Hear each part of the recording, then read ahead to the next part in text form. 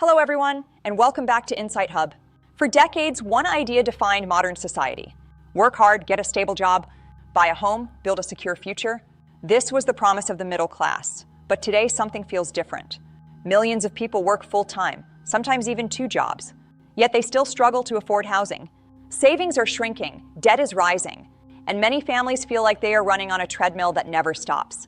So a difficult question is emerging across the world. Is the middle-class dream slowly disappearing? Today we explore what economists now call the middle-class trap, and the data behind it may surprise you. Before understanding the trap, we need to define the middle class.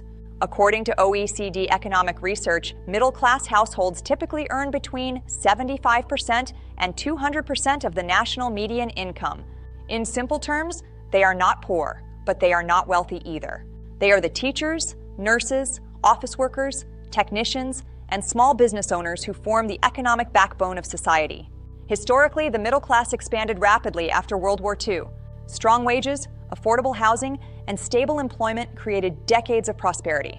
But recent data shows a different trend. According to OECD reports, the middle class is shrinking in many advanced economies, and the pressure is growing. One of the biggest pressures on the middle class today is housing costs. In the past, buying a home was considered the cornerstone of financial stability.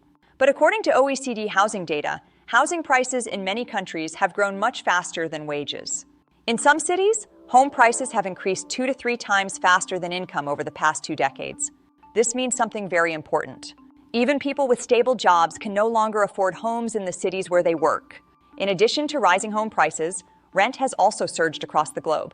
According to World Bank housing affordability studies, housing now consumes 30% to 50% of income for many middle-class households.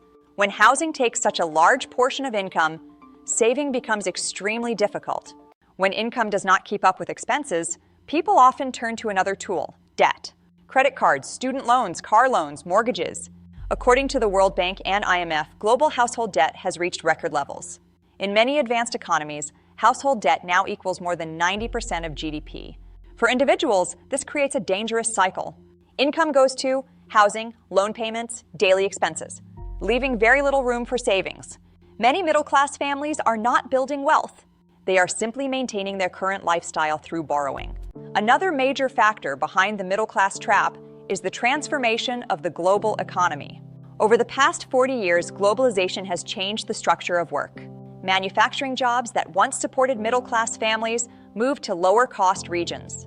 Automation replaced many routine jobs, and the digital economy created new wealth, but often concentrated in a small number of companies.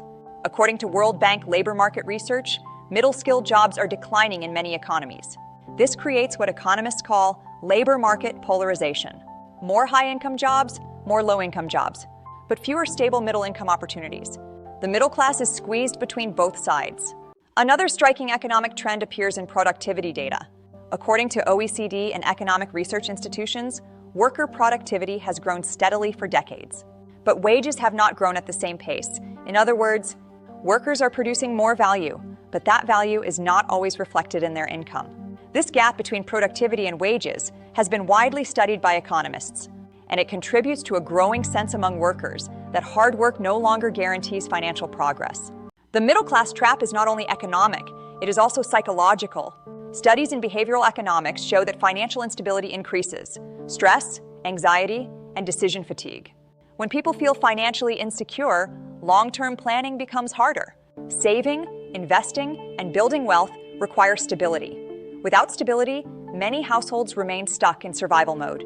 Working harder does not necessarily solve the problem, because the issue is structural, not individual. Economists and policymakers are now debating possible solutions. Some proposals include increasing affordable housing supply, strengthening wage growth policies to support the middle class, reducing the heavy burden of student debt for graduates, and expanding social safety nets. Others focus on adapting to the new economy, encouraging skills in technology, entrepreneurship, and innovation. But one thing is increasingly clear: the economic rules that shape the middle class in the 20th century may not be the same rules that shape the future. The middle class has long been the foundation of stable societies. It supports economic growth, social mobility, and democratic stability. But today, millions of people feel trapped between rising costs and stagnant income. The question is no longer simply how hard do people work? The question is whether modern economic systems still reward that effort in the same way. Understanding the middle-class trap is not about pessimism. It is about recognizing how the world is changing. Because only by understanding these changes can societies begin to adapt. Thank you for watching Insight Hub. If you enjoyed this documentary, don't forget to like the video, share it, and subscribe for more science-based insights about economics, psychology, and society. And tell us in the comments, do you think the middle-class dream is still possible today? See you in the next episode.